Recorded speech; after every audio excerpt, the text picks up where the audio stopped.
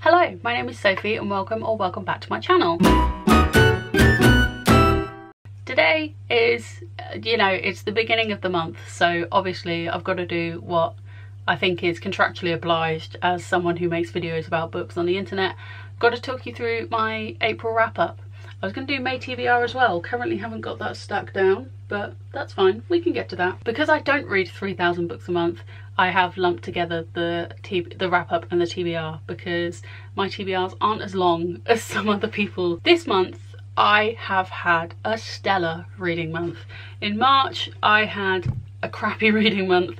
I only managed to finish 3 books because I was so stubborn about reading A Game of Retribution with just my eyes and not co-reading it, and that meant it took me 3 weeks to finish it, which is the longest I've taken to finish a book. That's not true. That's not true at all. It took me a while and it kind of put me in what I'm calling an active slump, where I was still reading every day because I have a reading streak on Storygraph that I'm not prepared to sacrifice, but I wasn't reading as quickly as I normally would, and I wasn't as excited about reading as I wanted to be. So in April we absolutely smashed that. I finished 7 books so far. There is 8 in this stack and we're going to talk about it, but we'll get there in the end. So first off, we have basically some March TBR catch-up books. So this one was a March new release, which I did start reading in March, but I didn't finish it till April, and that is A Touch of Chaos by Scarlett St. Clair. This is the final book in the Hades and Persephone series.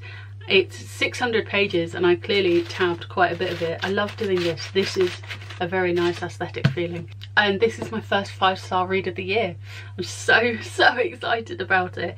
I thoroughly enjoyed this. Ironically, I think I enjoyed this more than the rest of the series because it had less of the romance in it. If you're familiar with Hades and Persephone's story, I don't think it's a spoiler to say they get together. It's a romance book. You know how it ends. That's not a spoiler. If you're offended by that spoiler, then we don't need to talk, actually. The biggest plot aspect at this point is more of the kind of fantasy political stuff that I love. It really brings in loads of characters from Greek mythology, and there's like a Greek god war, and it's really exciting. It's really good. I thoroughly recommend. The whole series was great. It was a fantastic end to the series, a really exciting first 5-star of the year, and yeah, really enjoyed it. And I love these sprayed edges. This edition is stunning. Then we were still kind of playing catch up because I've not been very good at reading my book club books this year. So my March book club book didn't get a look in March, but it worked as a crossover for multiple categories within my TBR because the book club book for March was also on my 24 in 2024 list for the year. It ticked 2 boxes.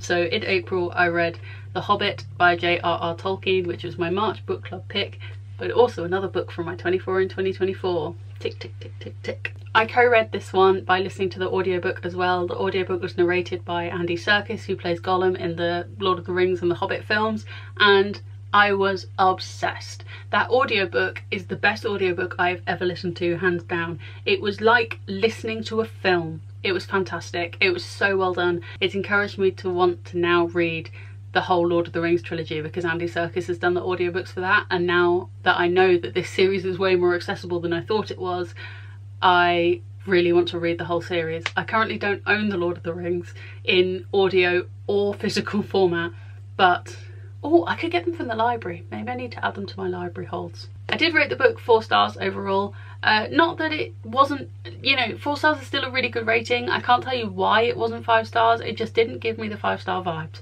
The difference between 4 and 5 stars for me when I'm rating books is absolutely vibes, and I think this is a children / middle grade book at the end of the day, and I think at the heart of it all I'm a romance reader, and there's obviously no romance in this, but I did love the fantasy aspects. I liked finally reading the source material to a series of films that I really love. Martin Freeman was fantastic casting for Bilbo. I could hear his voice even in the way that Andy Serkis performed it. It sounded like Martin Freeman. It was absolutely fantastic. Thoroughly recommend.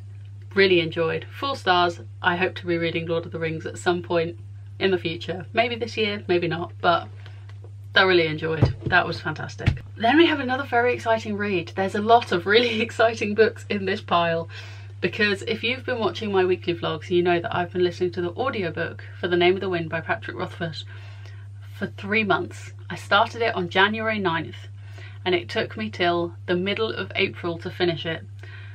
Ironically, I do also own a physical copy now.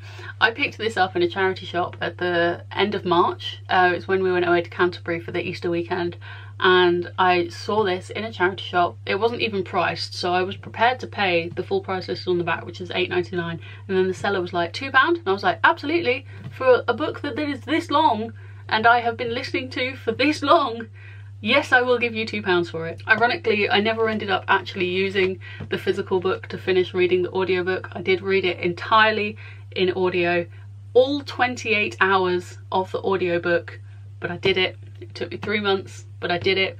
I rated it 4 stars. I thought it was fantastic. I feel like this book is storytelling at its most core values. The whole point is that you have this main character, Kvothe, and he is telling his life story. So it literally is just kind of like a biography of him, but obviously told in a more dramatic way. There's fantasy elements. There's so much going on in this book, and I was worried with a book this long that the pacing would feel slow and drawn out, but actually it felt really evenly paced.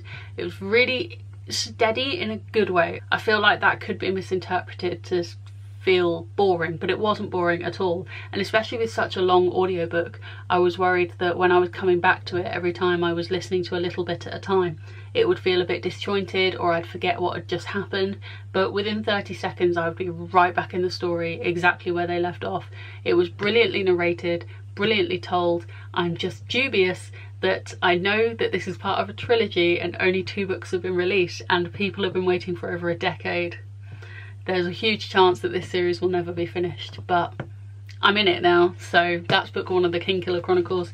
I do have book 2 on Audible, and I picked it up on Kindle because it was like 99p, but the sequel, The Wise Man's Fear, is 42 hours. So if it took me 3 months to listen to a 28-hour audiobook, it's going to take me a long time to listen to The Wise Man's Fear. But I think I'm going to co-read it at some point later in the year. I needed a break. I absolutely wasn't diving straight into the sequel after I finished this one. I think when I do read it, I'll add it to my TBR maybe at some point over the summer, and I will co-read with the Kindle edition. But not yet. We need a little break after a book that long. But I thoroughly enjoyed it. 4 stars. Then back on the TBR catch up. One of my goals for this year is that I want to make my way through the Famous 5 box set that my mum gave us as a wedding gift, and rather than reading all 10 Famous 5 books back to back, I'm just reading 1 a month, except I'm not really doing that because in March I didn't do that. As we have already discussed, March was not a good month, but I caught up and I read 5 Run Away Together, which is the 3rd book in the series, and unfortunately I rated it 2 stars. I didn't particularly love it. I thought the children were really irritating in this one. I appreciate it's a children's book, and if I was a child I probably wouldn't have found them irritating, but I'm not a child, I'm reading it as an adult, and this is my honest opinion. I just found them irritating, and the actual mystery of this one ended up being quite a serious situation, which I think was completely glossed over, and the children were all like, oh, it's fine, we're just having a fun adventure, and I'm like, no, it's a bit more serious than that, and it just felt really belittling to what that situation would actually be like. And yeah, I just didn't enjoy it. It made me a bit dubious about finishing the series, but it was redeemed later in the month. We'll get to that. But on a very different tangent, after finishing The Name of the Wind, I wanted an easy cheesy romance audiobook that would just be a palate cleanser, something that I didn't really need to pay attention to listen to. I could absolutely switch my brain off. I wanted a 3-star romance in the best way. I wanted something that I wasn't going to get attached to, I didn't need to be switched on for, and I absolutely found that. I bought a box set of Ella May's books before Christmas because they were there in the works, and then I found out that a couple of these books are on the Audible Plus catalogue, so I didn't need to use a credit to redeem them. And I found To Love Jason Thorne and its sequel To Hate Ad and Connor, but I'm currently listening to that, and that will be in the next wrap up. To Love Jason Thorne, I started this on a Sunday and actually finished it the following Thursday. 5 days it took me to listen to this audiobook, mainly because like, it is super digestible, it's super easy to listen to, very bingeable, but I wasn't attached enough to the characters to want to binge it. The main and only reason I read it that quickly was because I had a really bad migraine and I couldn't open my eyes. I couldn't look at anything, I couldn't do anything, and obviously I wanted something to distract me from the really bad pain in my head. So I turned to listening to my easy cheesy romance audiobook, and I listened to probably over 50% of this book in one day. It was over 6 hours I listened to in one day, and I finished this on that day, in between napping and being in pain. So not the best scenario to listen to, but a fantastic form of entertainment when I wasn't feeling very well.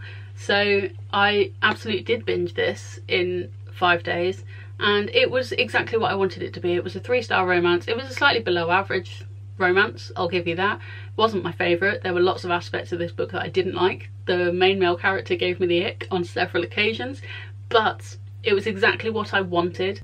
I wanted something I could switch my brain off to. I know I've said it a couple of times, but that's what I wanted. So this absolutely fulfilled everything I wanted from it. I wanted a 3-star easy cheesy contemporary romance, and that's exactly what I got. So this is a really good 3-star read. Should I have been telling you what these books were about? Probably. I'm not very good at this, am I? Then we actually caught up to where we should have been with the book club, and I read my April book club pick, which was The Player of Games by Ian M. Banks.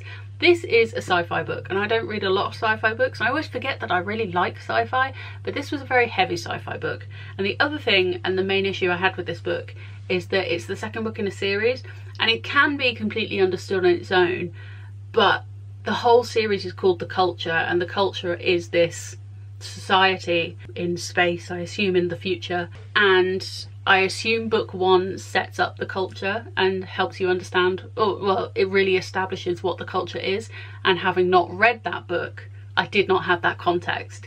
So this is a book that I rated 3 stars, but I have added the first book to my want to read shelf on Storygraph, and I would like to pick that up and read that at some point.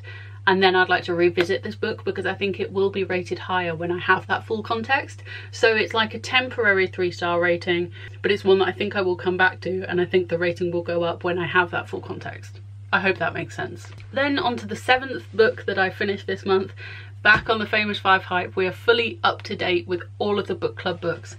So I read the 4th book in the Famous 5 series, which is 5 Go to Smuggler's Top, and they redeemed themselves. The children were less irritating in this one, and this mystery also includes quite a serious situation, but it wasn't glossed over. I think these children have a very happy-go-lucky attitude, so when they're faced with a serious situation, it's really easy for them to go, it's okay, we had fun, we were on an adventure.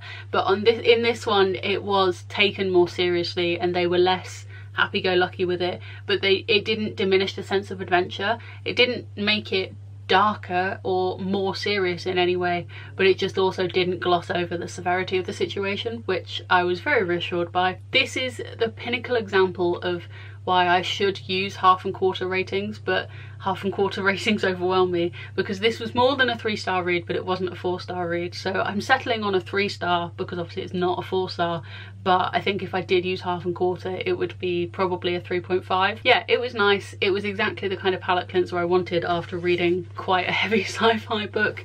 And yeah, it's restored my faith in the series, and considering I've got 6 more of them to read, that's quite reassuring. Then we have a book that I am challenging myself with. I'm filming this video on the last day of the month. It is April 30th as I film this, and when I finished the Famous 5, I had more days left in the month than I anticipated, so I let my husband choose from my remaining TBR a book that I could read for the last few days of the month. I did consider starting my May TBR early, but it feels like cheating, and I just didn't want to do it, so I didn't. So my husband chose the book, The Reappearance of Rachel Price by Holly Jackson, which is her newest release. I think it's categorised as a YA thriller. The whole premise is that Rachel Price disappeared 16 years ago, and her daughter, 2 years old at the time, was the only one present, but obviously being 2, doesn't remember what happened. So her disappearance has been a mystery for 16 years, and they're filming a documentary about it. It's been like a hot topic on lots of the true crime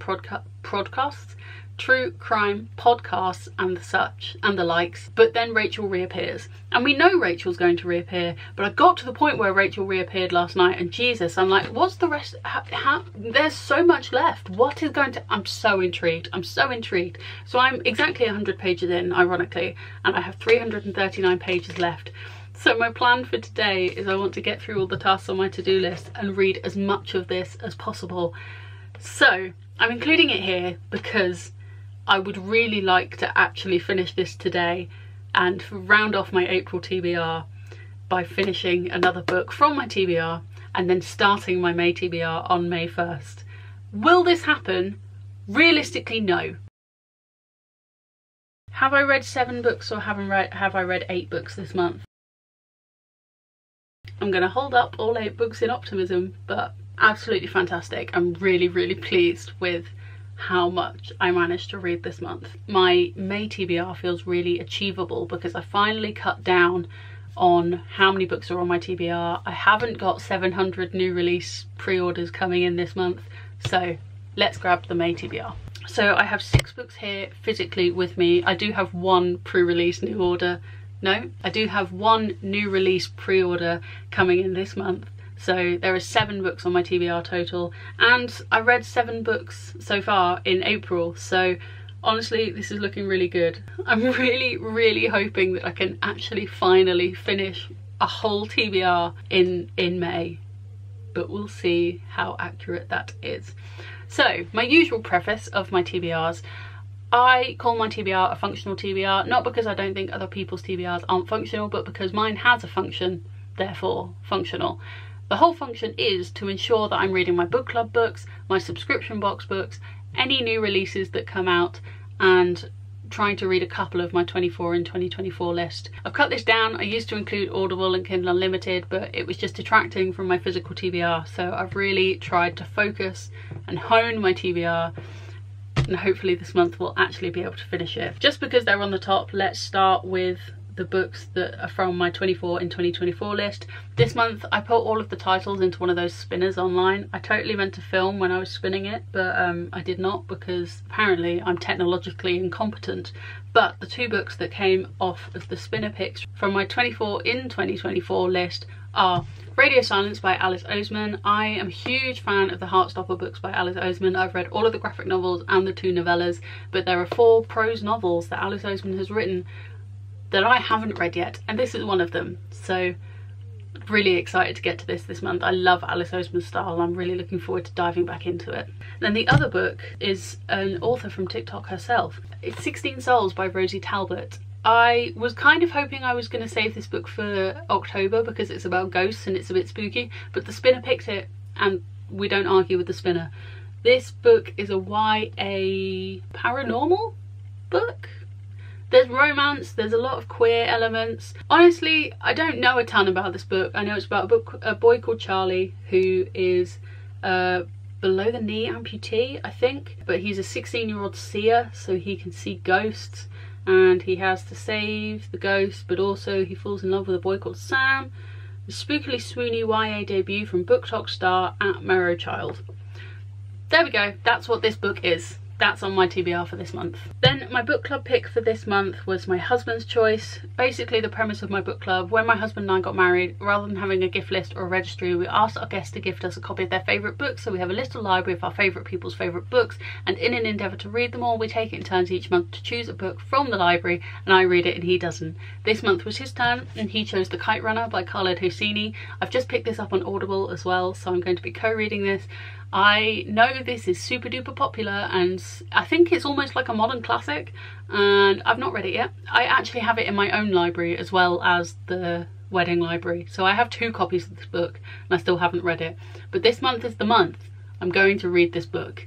I'm going to read this book first, so I definitely don't have any risk of not reading the book club book within the month it's meant to be read. So yeah, really looking forward to this one. Then my famous 5 book for this month is 5 Go Off in a Caravan. I have nothing more to say about this. It's the 5th book in the series and it means I'm halfway through. And then my 2 subscription box books. The 2 boxes I am subscribed to are Illumicrate and Afterlight, which are the same company, but Afterlight is the romance subsidiary of Illumicrate. The Afterlight book for this month is The Prospects by K.T. Hoffman, which is a trans male baseball romance. I've not read a baseball romance. Did I just say that? I have read a trans male romance before, and ironically I didn't love it. It was another Afterlight book and it just felt a little bit surface level. I didn't really feel particularly attached to the characters, perhaps because I can't relate to them, which is honestly fine. It wasn't a badly written book, I think I just didn't particularly engage with the characters, so I'm a bit dubious going into this one, but However, I can't judge this book by a completely different book. So trying to be open-minded. I do like a sports romance, and I think this is stunning. So open-minded, open-minded. And then the Illumicrate book for this month is To Gaze Upon Wicked Gods by Molly X Chang. I have heard very mixed things about this book. I think a TikToker that I follow had DNF'd this when they were reading the ARC, and I've not seen a lot of people posting reviews of it. You know, when a book comes out and people are like, oh my god, so much hype, this book has come out, and then you never hear about it again. I think that's very telling, and I feel like that's what's happening with this book. But again, I spend a lot of money on these Illumicrate boxes, so I'm going in optimistically, and just because someone doesn't like it on the internet doesn't mean that I won't like it. And it's not too long, so at least if I don't like it, I'm not going to be spending 500 pages on it like I did with The Principle of Moments, which was arguably my least favourite Illumicrate book I've ever received. But I haven't read any of my Illumicrate books so far this year, so at least we're breaking a trend with that, with this one. And then the 7th book on my list is my pre-order new release, and that is Can't Spell Treason Without T by Rebecca Thorne. I pre-ordered this exclusively because I think the special edition sprayed edges are stunning. They're just beautiful.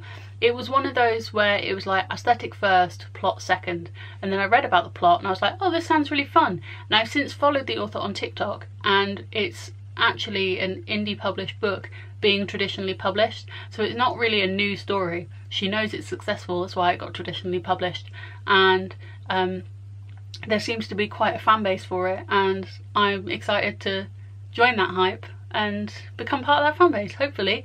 So that comes out on May 9th. I have given these books a reading order. Storygraph has this feature where you can have 5 books listed as up next. So if you're not a mood reader, which I'm coming to the conclusion that I'm not a mood reader, I just like knowing what book I have coming up next. Now that I have monthly TBRs, I can basically plan what order I'm reading those books in, and if I don't fancy reading the next book in that order, I can just change it, that's fine. But when I wasn't having a TBR, I had a TBR jar, and I would just read whatever came out of the jar, and again, if I didn't fancy it, I'd put it back and pick a different title out.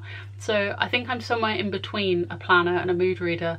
But the biggest thing for me is just taking that element of decision making away. That's why when I was choosing what book from my April TBR I wanted to read next, I made my husband do it. I just hate making decisions, so I put into place things that mean I don't have to make decisions. Let's find my up next. You can only add 5 books to your up next, but obviously there's only 6 books in this pile and 7 books total, so it's not like I haven't planned the whole TBR. But the first book I'm going to be reading is The Kite Runner by Carla Tosini, because I'm not letting my book club become my backlog. We're prioritising the book club. So that's going to be number 1. And along the same vein, we're going to get Famous 5 out the way. It'll be a nice palette cleanser. I think this is quite a heavy emotional book, so a nice palette cleanser will probably be quite useful after that. Then we're going to be reading, I say we, the royal we, we're going to be reading To Gaze Upon Wicked Gods. That's going to come up next. Then The Prospects, because like I said, I haven't read any of my subscription books this year, and we're going to catch up. We're going to do it. Then I'm going to read 16 Souls, which leaves Radio Silence, and then Can't Spell Treason Without T will probably slot in at the end. Will I be able to read 7 books 2 months in a row? Honestly, no idea, but I'm going to try my best, and that's all anyone can ask of me. That's my April TBR. No, it's not. So that's my April wrap up and my May TBR. I love talking about books. I've had a fantastic time making this video. Please tell me about the books you've been reading in the comments. I always love to hear about them. If you've read any of the books that are on my May TBR, please let me know whether that opinion is good or bad. I would like to hear it. I'm not put off by bad opinions because everyone has different opinions, and I follow so many YouTubers that dislike books that I love, and that's fine because we all have different opinions. Good, okay, thank you so much for watching. I hope you're having a great day. I hope you're reading a great book, and I'll see you at some point with another bookish video.